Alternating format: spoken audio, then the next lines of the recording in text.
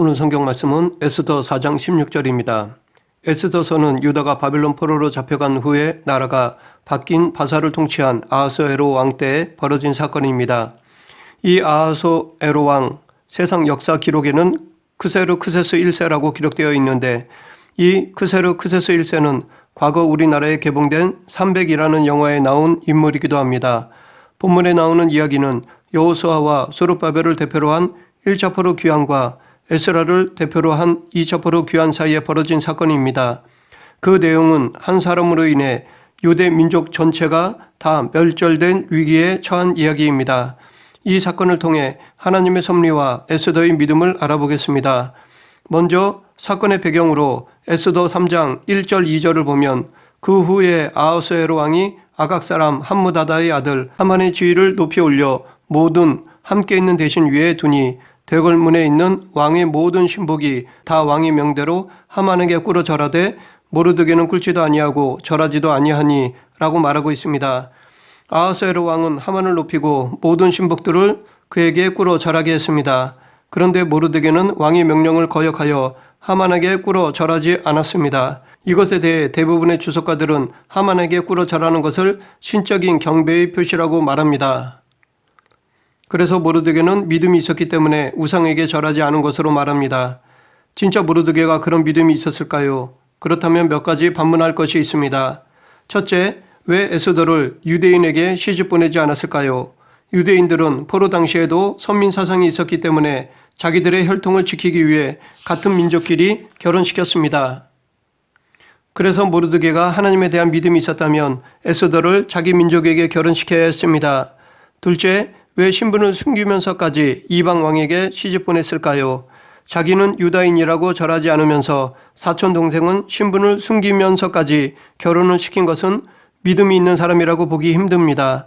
절하지 않을 정도로 자기가 유다인임을 자랑스럽게 여겼다면 에스더도 유다인임을 떳떳하게 밝혀야 하지 않았나 생각해 봅니다.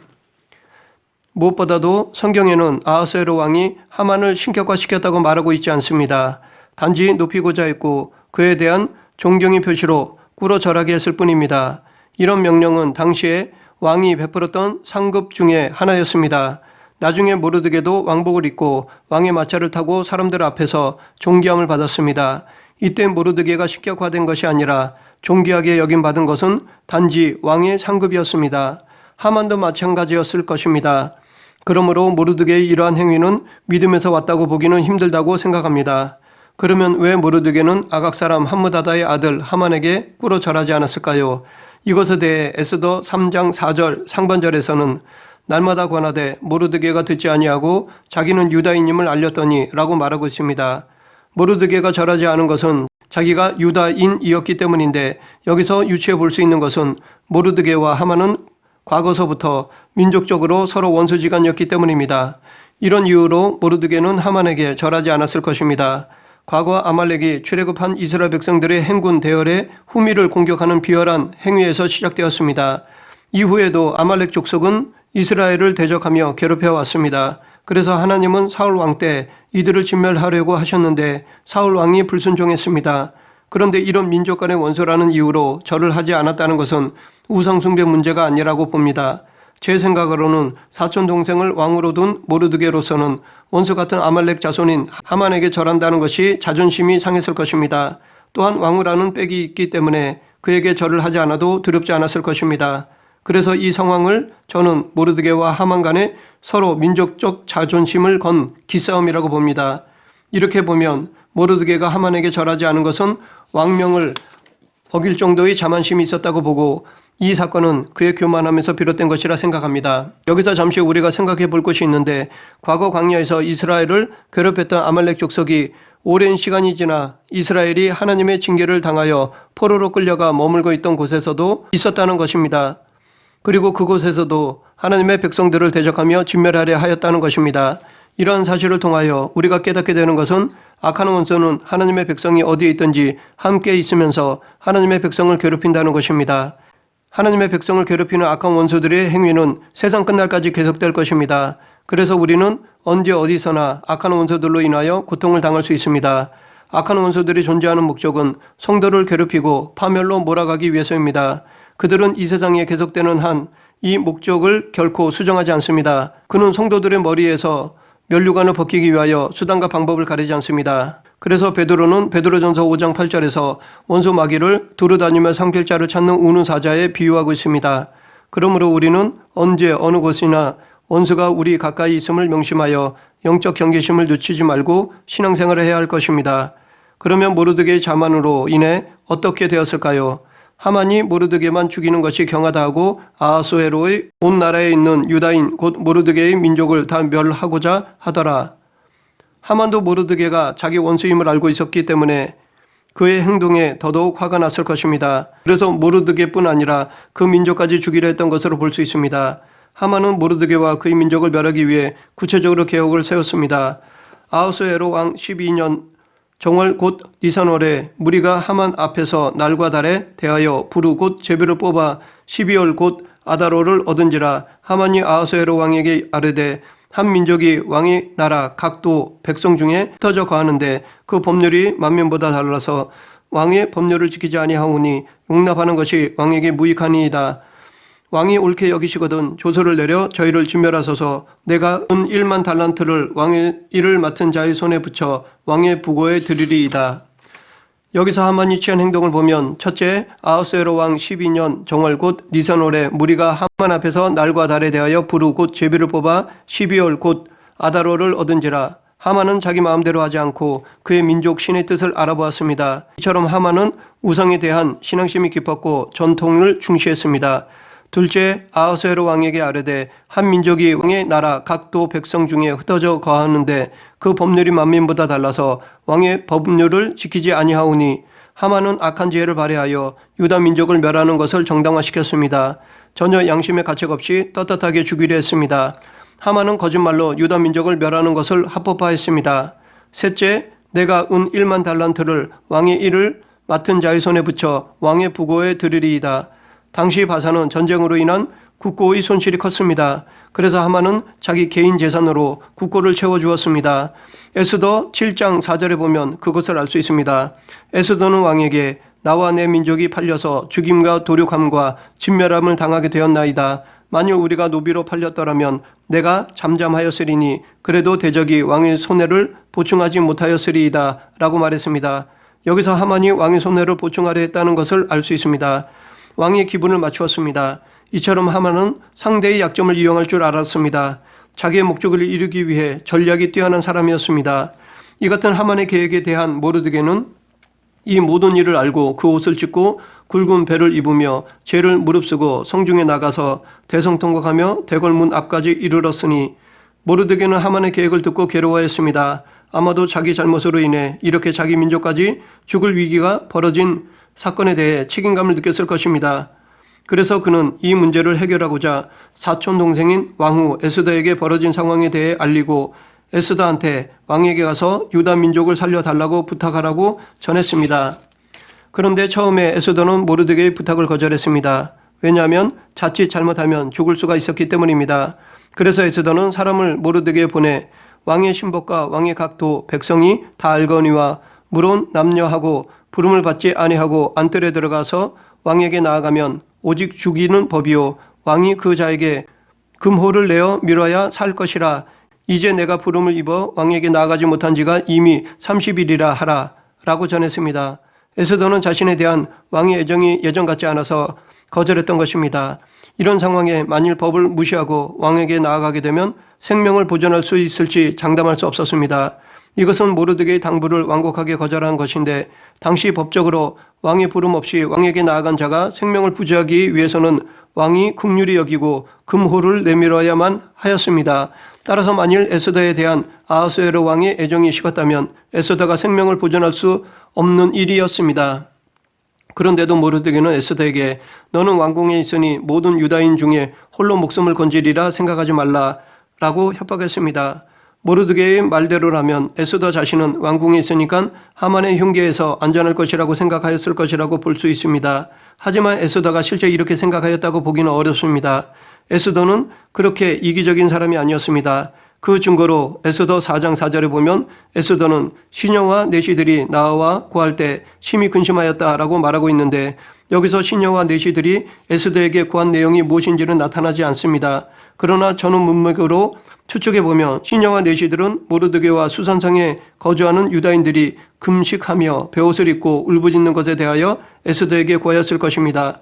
에스더가 이런 보고를 받고 이유를 몰라도 심히 근심하였던 것입니다. 이렇게 민족에 대해 근심할 정도로 에스더는 사랑이 있는 사람이었습니다. 그런 에스더에게 모르드게는 저주까지 하였습니다. 이때까지 내가 만일 잠잠하여 말이 없으면 유다인은 다른 데로 말미암아 노임과 구원을 얻으려니와 너와 내 아비 집은 멸망하리라. 이를 통해 모르드게가 믿음이 있지 않거나 작다는 것을 추측해 볼 수 있습니다. 왜냐하면 만약 모르드게가 믿음이 있거나 컸다면 다른 데로 말미암아 노임과 구원을 얻으려니와 라고 말하는 것이 아니라 하나님께서 반드시 구원하실 것이다 라고 말했어야 한다고 생각하기 때문입니다. 즉 바로 이때가 구원은 전적 하나님의 주권임을 밝혀야 할 때라고 생각하기 때문입니다.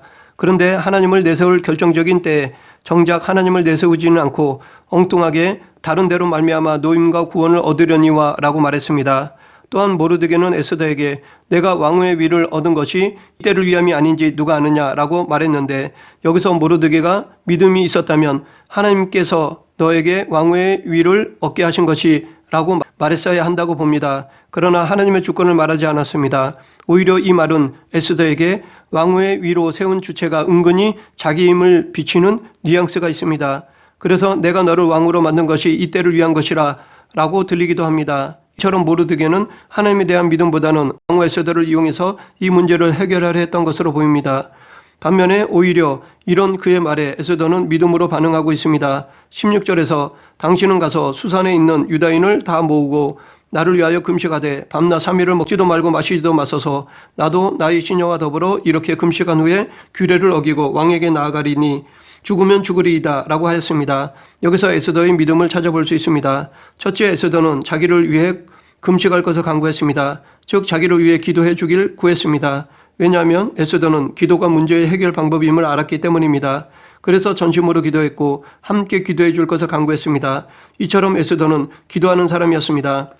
둘째, 에스더는 규례보다 민족에 대한 사랑을 우선시했습니다. 에스더는 바사의 법보다 하나님이 원하시는 이웃사랑을 더 중요하게 여겼습니다. 이런 행위는 하나님의 가장 큰 계명을 지키는 것입니다.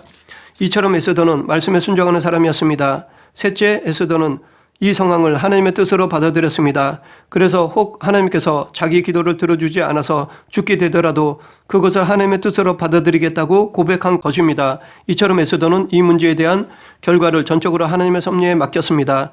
그녀의 믿음은 다니엘의 세 친구들의 믿음과 같습니다. 느부갓네살 왕은 금으로 신상을 만들어 절하게 했습니다. 그러나 사드락, 메삭, 아벳노고는 절하지 않았습니다. 그래서 이들은 잡혀서 풀무불에 들어가게 되었습니다. 이때 이들은 그리 아니하실지라도 왕이여 우리가 왕의 신들을 섬기지도 아니하고 왕이 세우신 금신상에 절하지도 아니할 줄을 아옵소서라고 하였습니다. 이처럼 이들도 죽으면 죽으리라는 믿음을 가지고 있었습니다.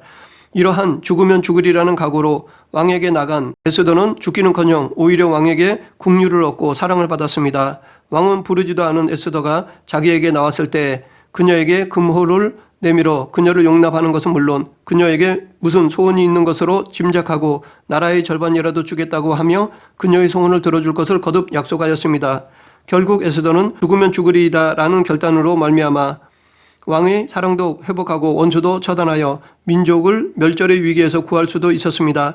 뿐만 아니라 그녀의 사촌 오빠인 모르드게를 제국의 제2인자의 자리에 오를 수 있도록 하였고 유대 민족도 페르시아 제국 내에서 그 위상이 높아지게 하였습니다. 에스더가 보여준 믿음은 앞으로 죽으면 죽으리라는 자세로 신앙생활을 해야 할 우리들에게 주어질 은혜를 가르쳐주고 있습니다. 우리가 살아가는 이 세상은 악한 세력이 득세하는 곳입니다. 우리 주위에는 악한 세력이 우리를 노리고 있습니다. 그래서 우리는 두려워하기 쉽고 위축되기 쉽습니다. 이런 위협 속에서 담대하기가 어렵습니다. 그럼에도 불구하고 우리는 악의 세력이 득세할 때 죽으면 죽으리라는 각오와 결단으로 신앙생활을 해야 합니다. 에스더처럼 우리의 신앙의 원수들과 담대하게 맞서야 합니다. 우리는 하나님과 그의 나라를 위하여 죽을 각오를 해야 합니다. 그러면 오히려 승리할 수 있습니다. 하나님의 은혜를 누릴 수 있습니다. 이런 차원에서 예수님은 마태복음 16장 25절에서 누구든지 제 목숨을 구원코자 하면 잃을 것이요 나를 위하여 제 목숨을 잃으면 찾으리라 라고 말씀하셨습니다. 우리가 주님을 위하여 우리를 희생하게 될 때에 영원한 생명을 얻게 될 것임을 말씀하신 것입니다. 하나님은 우리가 당신을 위하여 희생하고자 할 때 악한 자들이 그 생명을 해하도록 보고만 계시지 않습니다. 때론 하나님은 당신의 필요에 따라 우리에게 순교를 허용하시지만 그것은 아주 특별한 경우이고 대부분은 우리의 생명을 지켜주십니다. 그리고 우리가 죽을 각오로 하나님의 일을 하게 될 때 놀라운 역사가 일어나게 하십니다. 원수로 우리 앞에 무릎 꿇게 하시며 많은 구원의 역사가 일어나게 하십니다. 그러므로 우리는 어떤 공격과 핍박 속에서도 에스더처럼 죽으면 죽으리라는 각오와 결단으로 신앙생활을 해야 할 것입니다. 말씀을 정리하겠습니다. 하만이 유다 민족을 멸하려고 했던 이유는 모르드게가 왕명을 거역하여 하만에게 꿇어 절하지 않았기 때문입니다. 하만은 아말렉 사람으로서 대대로 이스라엘과 서로 원수였기 때문에 모르드게는 하만에게 꿇어 절하지 않으려 했던 것입니다. 결국 모르드게로 인해 유다 민족이 멸절 위기에 놓였습니다. 이때 하나님은 에스더의 믿음을 통해 해결해 주셨습니다. 에스더의 믿음을 통해 유다 민족을 구원해 주셨습니다. 우리는 이 사건을 통해 악을 선하게 이루어 가시는 하나님의 섭리를 발견할 수 있습니다. 마치 요셉이 형들의 악행으로 애굽에 팔려갔지만 하나님께서 요셉을 통해 이것을 오히려 구원의 도구로 사용하셨듯이 모르드게로 인해 유다 민족이 멸절 위기에 처했지만 하나님께서는 에스더를 통해 이것을 오히려 구원의 도구로 사용하셨습니다. 이처럼 하나님은 악을 선으로 바꾸시는 전능하신 분이십니다. 그러므로 핍박과 고난 속에서 우리는 죽으면 죽으리라는 신앙으로 에스더처럼 구원의 도구로 하나님께 귀하게 쓰임받는 성도가 되길 간절히 축원합니다.